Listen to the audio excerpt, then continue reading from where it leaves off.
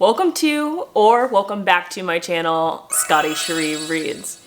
Today I am actually going to be participating in my first ever 24-hour readathon. This is for the Magical Readathon, which is hosted over at Book Roast or G at Book Roast. I'll have the information linked below. If you've watched my September TBR video, then you already know what this is about.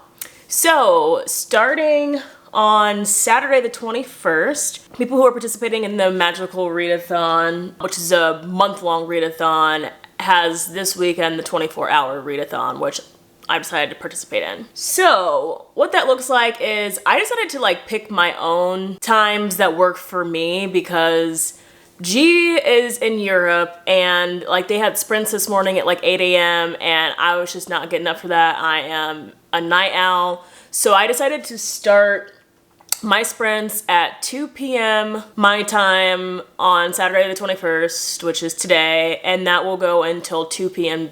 on Sunday, tomorrow the 22nd.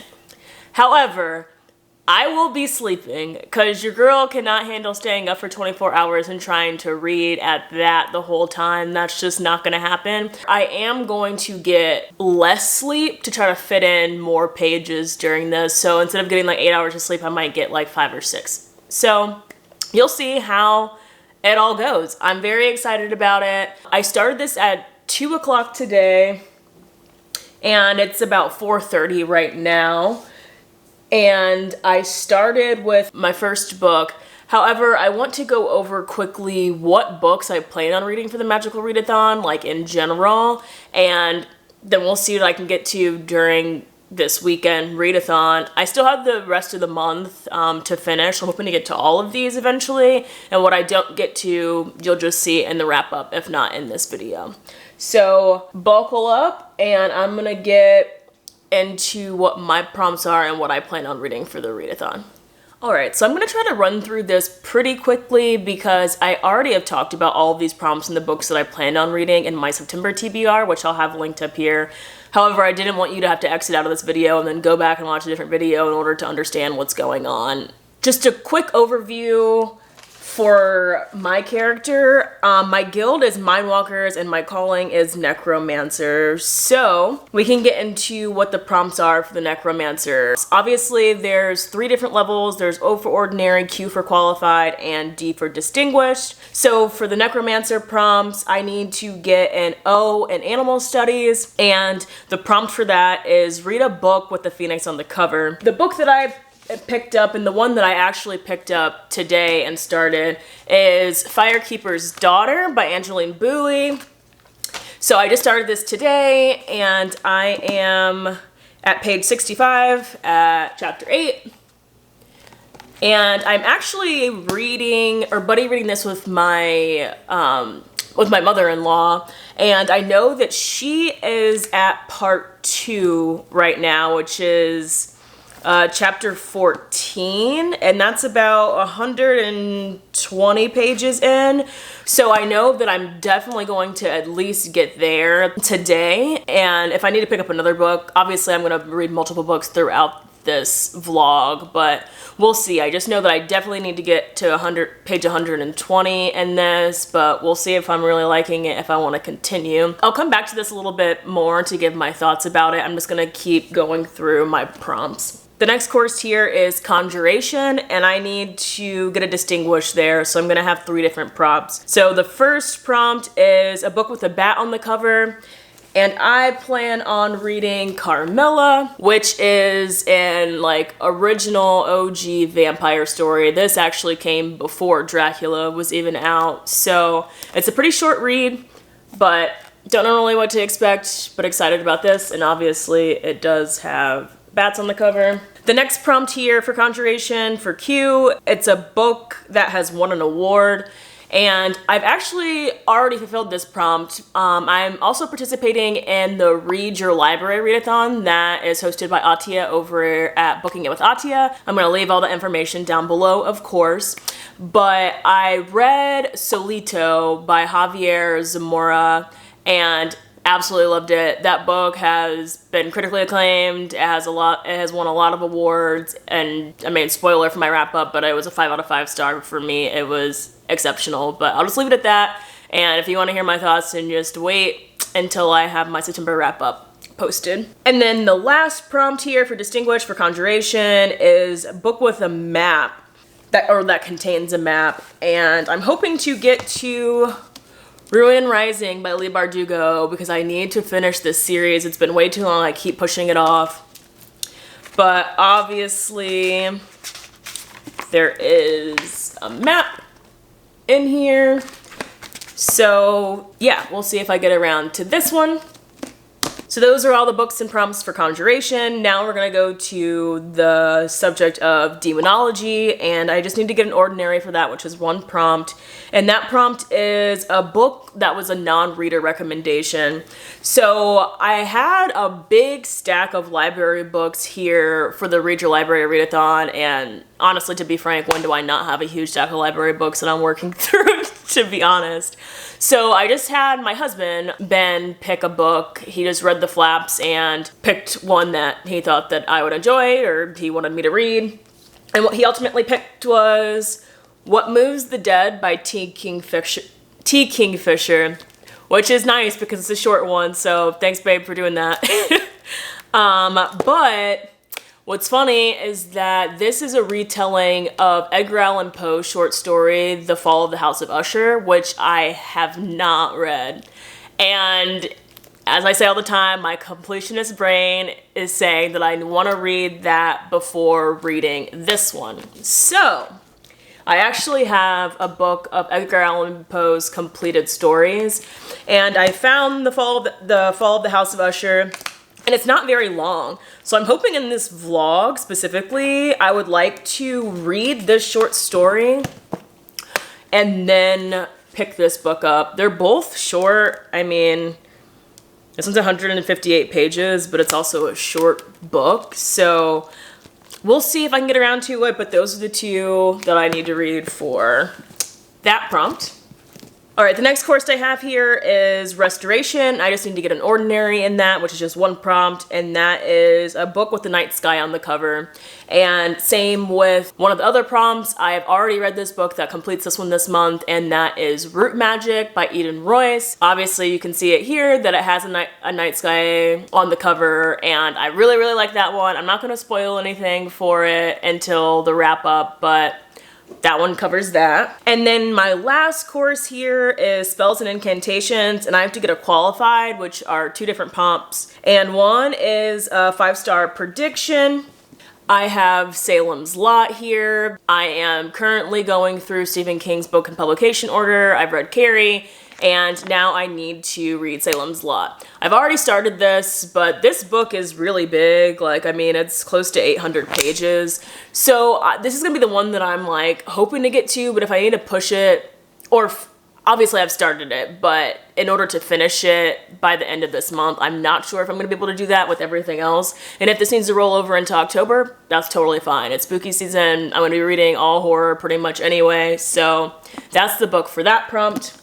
Ooh, and then finally, the last one for qualified for Spells and Incantations is a book that you've seen in G's video. And I mentioned G is the host of this readathon. And I went back and picked up the Tea Dragon Society because she's talked about this on her channel before. It's a cute, tiny little graphic novel. I'm sure that I'll read this during this vlog because it'll be really easy to get through and a good like palette cleanser, I think, from some of the other books that I have here.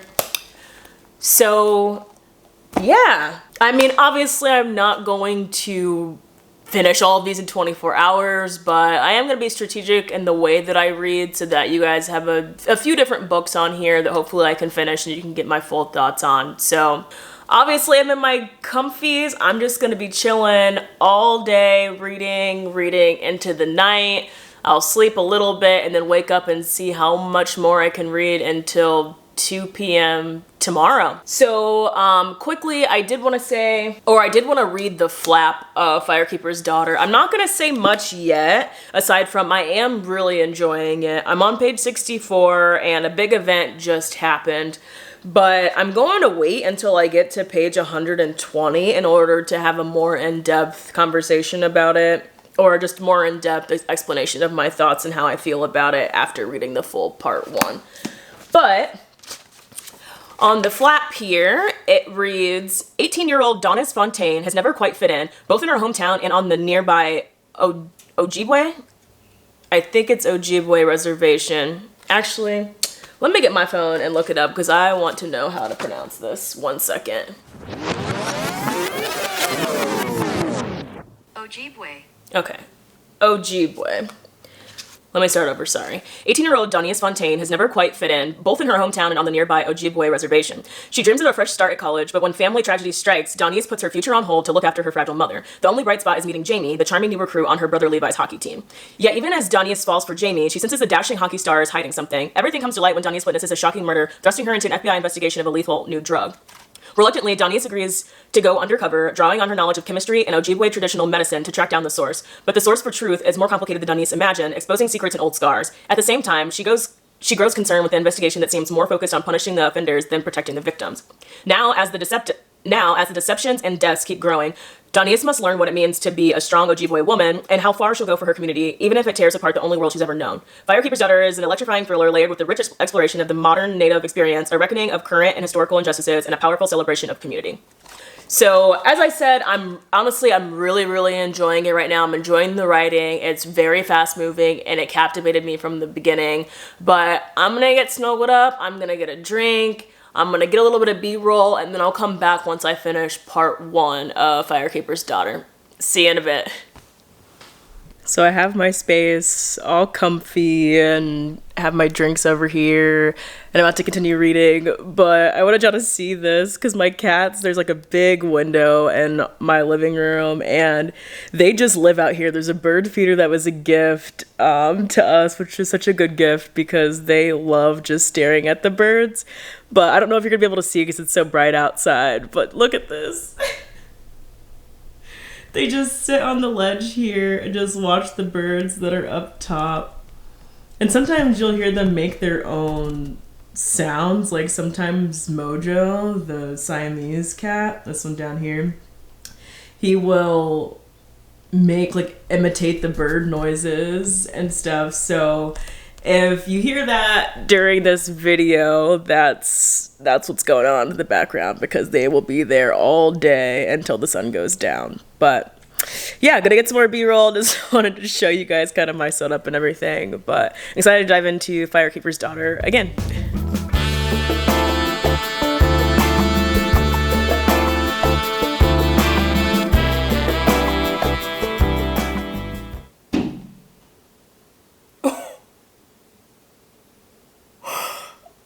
Did you guys hear that? Like a bird, a bird just hit the window so hard. Holy cow. I mean, it flew away, but I'm sure that you guys heard that, but whatever, I'm gonna get back to reading.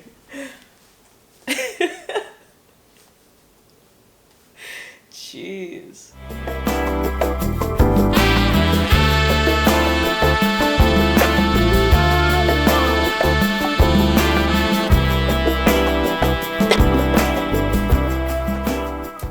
Okay, I'm back and I've gotten to the part that I wanted to get to in Firekeeper's Daughter, which is part 2, about 120 pages. And I am really into this book right now. Like, I thought I was going to like this book because a lot of people say they really like it, but I haven't been this captivated in a book in terms of it being a page turner for quite some time. And the fact that it's a young adult book as well, like, I just want to keep reading it, but because I'm buddy reading it, I don't want to get too far ahead, and also I want to keep this vlog pretty interesting, so I'm going to pick up something else. But yeah, I think Angeline Bouie's writing is fantastic. It's easy to understand. There's a lot of native words that are explained well in this book as well, so it doesn't seem like you're kind of lost and having to like look up the definition of some of these. Like, she interweaves the native words and spellings and stuff into the story immaculately, in my opinion. This book is heavier than I thought it was going to be, especially because it's a young adult novel, but the person in the book is 18, So I guess it's as old for young adult as you can really get. But the way that she talks about how drugs and alcohol affect the Native American population, that's what this book is mainly about. And she does not shy away from talking about it or, boiling it down. Like she doesn't steer away from the hard facts, and I think that is insanely important for specifically like these young adult authors. And I'm glad that this book was able to be published, and I'm glad that it has its praises sung, because I think this is a very important read for high schoolers to be discussing. And I'm not even finished yet, but a lot has happened. The first part ends with a cliffhanger. I mean, not a cliffhanger, but there's a big climactic moment that happens. And I actually shed a little bit of a tear at one point, even just 120 pages into this story. And like I said, I just can't put it down. What else? There is a relationship in here that started, and it seemed like it was kind of insta-lovey a bit, or they were just really she was just really focused on that relationship with the main character and another character in the book. And I see where she's going with it, because now it's kind of turning into more of a like mystery thriller. This is how much I've read and how much is left. So now it's really turning into like a mystery thriller. And I think that it was necessary for her to speed up that relationship, but it just didn't seem super realistic. But there's so many other things about this book could overshadow, like it just overshadows like that kind of annoying thing. Like it's totally fine in my opinion, because everything else works, and I don't know how else she would have gone about it without making this book significantly longer, which I don't think that she necessarily needed to do. I think that it's okay. That's just like the only mild negative thing that I have about this. But yeah, I don't want to spoil anything. Yeah, I just think it's done really well. And the amount of threads that she has, like from characters and the tie-ins and stuff, I'm like, I don't know how Angeline Boulley did it. I want to have been able to interweave all of these different people in a short amount of time for how connected they are. That's all I want to say without giving anything away. Yeah, I'm thoroughly enjoying this, and I'm hoping that it makes me want to get through a lot of the other books faster so I can just come back and focus on this one. But anyway, next up, I think I am going to read The Fall of the House of Usher. This is like less than a 20-page short story. I don't know anything about the story at all. I've read a few short stories by Edgar Allan Poe. I think I've read Pit and the Pendulum and The Raven and maybe a couple other ones in school. And I did like those. Like, I really liked to dissect his stuff when we were in school, but it's been a long time since I've written his writing, so I'm interested to see how long it's going to take me to read this, even though it's only 20 pages, and how difficult it's going to be for me to get into his writing style. But I am very excited about this. So I'm going to start this. And then I was thinking that I want to get to What Moves the Dead.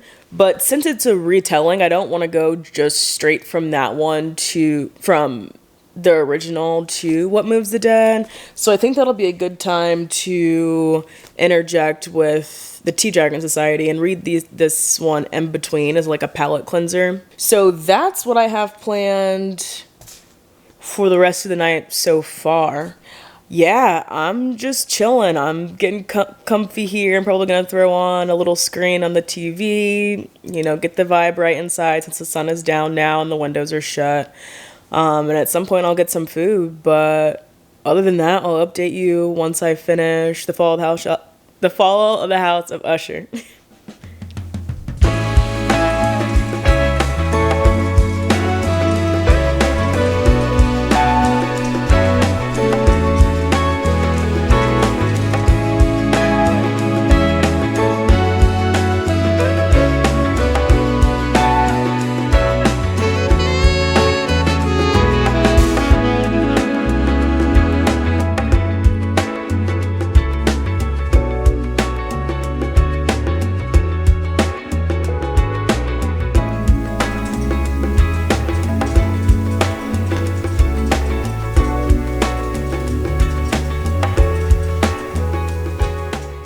All right, I'm back and I finished The Fall of the House of Usher. And I don't know, I'm really happy to be back picking up an Edgar Allan Poe because the feelings that I felt when I read his stories in high school just came flooding back. I always say that, like, reading it isn't enjoyable, like, in the moment because the way that it's written, it takes a lot more brain energy to understand kind of the old English and figuring out what's happening. It's not impossible, but I just think it's less enjoyable than, say, like Firekeeper's Daughter that I just read. However, by the end, like when you start to get close to the end of the stories, I'm always captivated and honestly kind of eerie. Like in this one, it was kind of eerie sitting here by myself and like reading it, which is interesting. I don't understand how I can feel both things at the same time, but overall I enjoyed it. I am going to spoil this story a bit, but I mean this came out a long time ago, like written 1800s, like, so if you haven't read it now, I mean, it's a short story. You probably know what it's about, but it's basically this narrator. He's unnamed. Gets a letter from his friend Roderick Usher, and he's like, I'm not really feeling great. You know, I have a sister, and she's fallen ill. We don't really know what's going on. Like, I need you here. Roderick Usher is the narrator's like old-time best friend. However, it is mentioned at the beginning, the narrator's like, even though I've known him for a long time in my life, like I don't actually know much about him. And as he approaches the Usher house, he seems it's like very, very eerie. It looks really old and just gives him creepy vibes. So he enters, he sees Roderick. Roderick looks a bit different than what he remembered, a little stressed out, anxious, you know, but he comes in, that's what he's there for, to help his friend out. And ultimately, his sister Madeline has a weird disease. I think it's like she can't control her limbs is what I gather. I'm not 100% certain, but I think that's kind of like the disease that she had. And ultimately, within a few days that the narrator's there, she dies. Then they bury her, the narrator and Roderick, and the narrator notices that Madeline's actually Roderick's twin. But Roderick discusses how there are no other Ushers alive, and I took that it was kind of implied that it was always kind of weird and maybe incestual in that family. But anyway, they bury her, and then the narrator one night wakes up and like sees this like eerie gas that's like outside, and he goes to Roderick and is like, yo, what's up? Like, this feels weird, what's happening? And Roderick's, you know, kind of calming him down, and he's like, hey, let's read this romance book to distract ourselves, yada yada. So as the narrator is reading this book, he's noticing that some of the noises and stuff are lining up with the book, and Roderick's kind of acting kind of weird. And as the story goes on and he's reading this romance novel, they realize that they're hearing noises of the sister that they buried banging, and they think that they had buried her alive. She shows up, her dress is bloody, showing that it was like a fight for her to get out.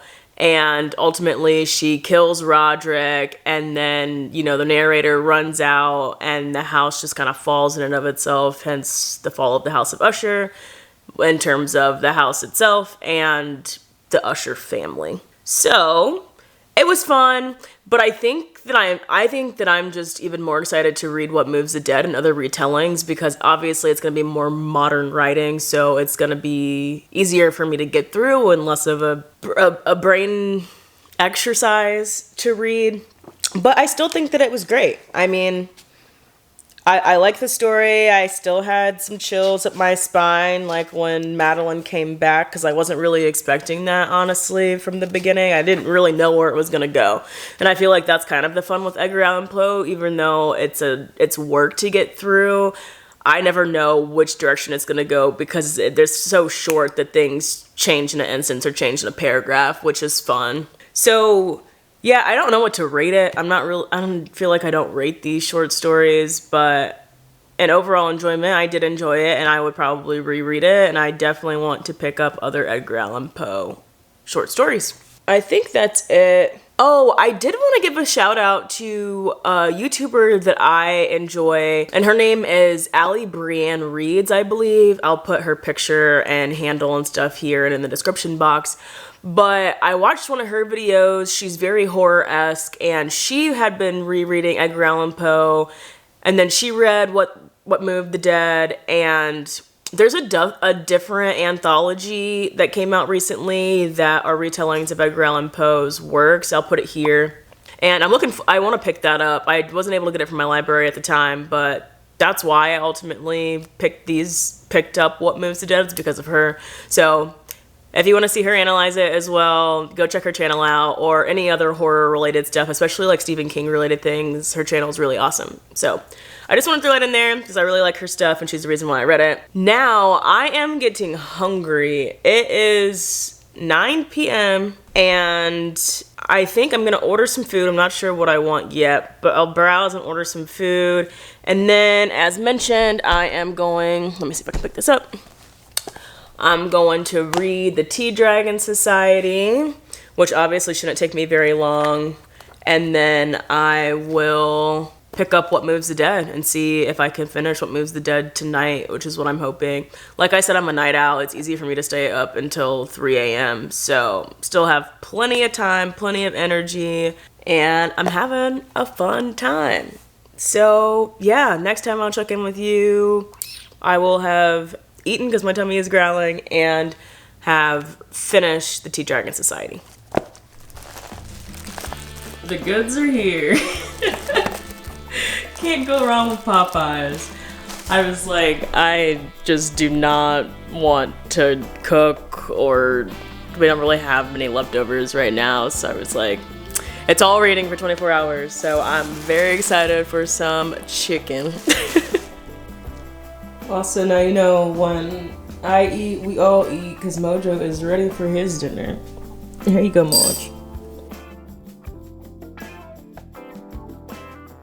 And we can't forget about Luna. Alright, so now that I've eaten, I'm feeling good, I am going to get myself a little energy drink. I've been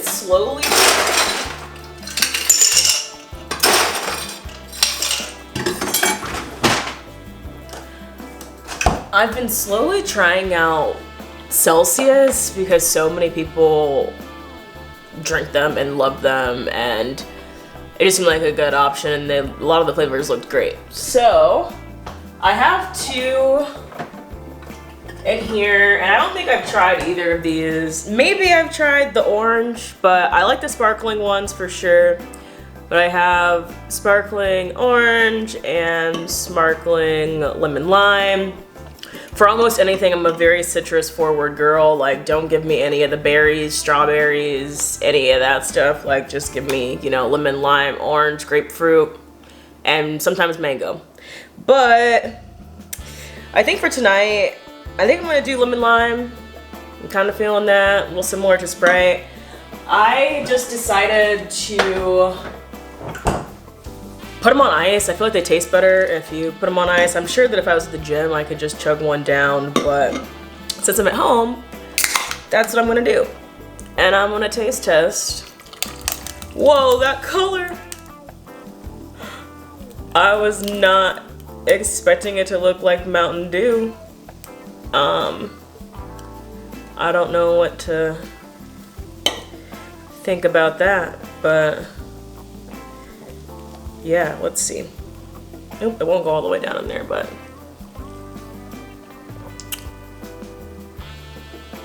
yeah, that'll do the job. Sometimes I'm realizing I like these a bit more than coffee, because coffee gives me the real like zip, zip, zip, zip, zip, and I can't focus. But this definitely keeps me awake, but I do still have the focus element. I don't feel like I'm losing my brain, at least off of the couple that I've had so far. So yeah, now we're gonna get into reading Tea Dragon Society.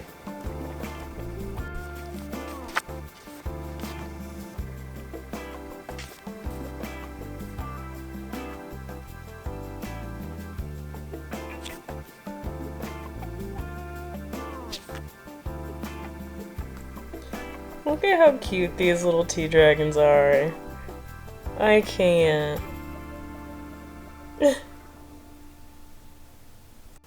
I finished Tea Dragon Society and I gave it 4 out of 5 stars. It was so cute and obviously a very easy read.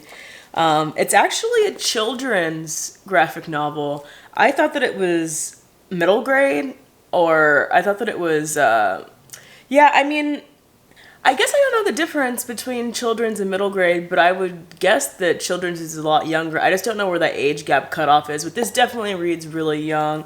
However, it was just so wholesome. Basically, I mean, I don't want to give too much away because the story is really simple, but it mainly focuses around friendship. And there's this thing called the Tea Dragon Society, which these little dragons, like here, there's a bunch of different kinds, if you can see that. They grow these leaves, and they take those leaves and they make really good tea. But it's a whole craft, and the craft is dying out because people are like getting impatient with it, which is a commentary on like today's society, people moving fast, and not, you know, slowing down a bit. I love the friendships in here. I also really love that there's pretty much like a sapphic relationship in here. I guess you can't say it's sapphic because technically all of the individuals in here are mythical creatures like goblins, and there's like dragons obviously, but and you can tell from the cover the way that these two are drawn is more kind of non-binary, but just a different kind of, just different than what you would normally see in a children's book, and I love that. I think it was really smart to have this sort of representation in a children's novel, because I mean, they're mythical creatures, right? You know, you can't fight it too hard. And it's also like the little romance in there is very slight. It's mainly about found family and found friendships. But yeah, 4 out of 5. I immediately went to my library's website and got the next 2 because there are 2 other ones out in this series. So I want to get those and read them. But it was a great time. It's cute because in the back there's little information regarding like the tea dragons and stuff, and just like the history of it, and kind of like little information about all of the individual ones. But yeah, it was a great time. I definitely say pick it up. It's obviously an insanely fast read. The artwork is gorgeous, and yeah, 4 out of 5 star. I really, really, really liked it. I'm excited for the other 2 to come in so I can finish those right away. It is currently 11:08. I don't know if you're going to be able to see that. There you go. There's also Mojo. And I'm feeling great. I mean, I'm still drinking my Celsius, but I have plenty of time to hopefully finish What Moves the Dead, which is the next book I plan to read. Let me read the inside flap so you guys know what this book is about, because I intentionally didn't read it because I didn't want to be spoiled for The Fall of the House of Usher, because I hadn't read it before, so I wanted to read that before even knowing anything about this. So, the inside flap says, when Alex Easton, a retired soldier, receives word that their childhood friend Madeline Usher is dying, they race to the ancestral home of the Ushers in a remote countryside of Ruritania? I'm not certain. What they find there is a nightmare of fungal groves and possessed wildlife surrounding a dark pulsing lake. Madeline sleepwalks and speaks in strange voices at night, and her brother Roderick is consumed by a mysterious malady of the nerves. Aided by a redoubtable British mycologist and a baffling American doctor, Alex must unravel the secret of the House of Usher before it consumes them all. So this sounds cool. I mean, obviously there's parallels. Madeline and Roderick are the same names in there. Alex was a name, which I assume is the narrator, but yeah, this is also my first T. Kingfisher, and T. Kingfisher is insanely beloved in fantasy and like horror, and kind of mixes those two. I know that she wrote Nettle and Bone, which was a popular one. The second book in this series, I believe, just came out this year, and I think all of their books are pretty short, but a lot of people love their stuff, so I'm very excited to see where I fall. So yeah, I am gonna sit here. I'm having a super fun time and just continue reading. So I'll check in once I have something to talk about once I read this book.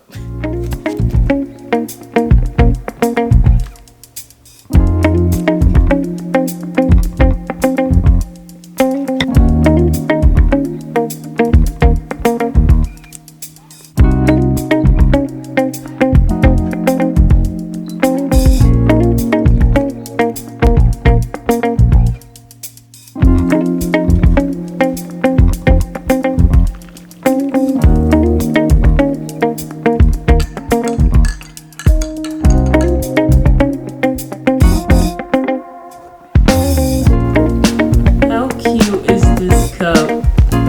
I feel like it looks just like me reading a book and drinking coffee.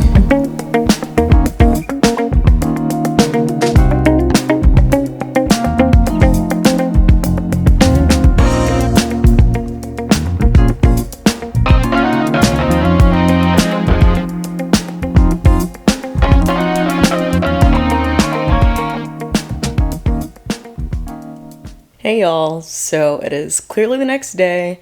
Sorry, I'm gonna wrap up the vlog now. I didn't check back in after starting What Moves the Dead because I finished it last night, but my husband had a super early morning, so I didn't want to like be chatting and updating the vlog and disturbing him so he can get some good rest. But I did finish it at like 3 a.m. last night. And then I just got some sleep, and now waking up today, I'm like, I'm tired, and I don't feel like picking up Carmilla, which was going to be my next read. But like I said, I still have about a week before the month's over, so I have plenty of time to get these books read. But my thoughts on What Moves the Dead, I really liked this. I gave it a 4 out of 5 stars. I love that I read the short story first because it really tied the dots. I think I would have missed a lot of things, and it gave a big head nod obviously to Edgar Allan Poe and like how great his works are. The fungal aspect of this was awesome. She really took, Edgar Allan Poe in that short story did hit on fungal stuff a lot, but it wasn't a big essence like in the book. It was just kind of like gothic descriptions, but it was kind of its own like being in this novel, which was really great. It followed the story pretty well. I like the twists and turns with the fungal elements, and I honestly liked this one better. And not just in terms of like overall like enjoyment, because I was telling you how like the Old English was a little hard to get through, and obviously this one's going to be a little bit more approachable, but just where the story went in general, I think that T. Kingfisher did a great job with retelling this story.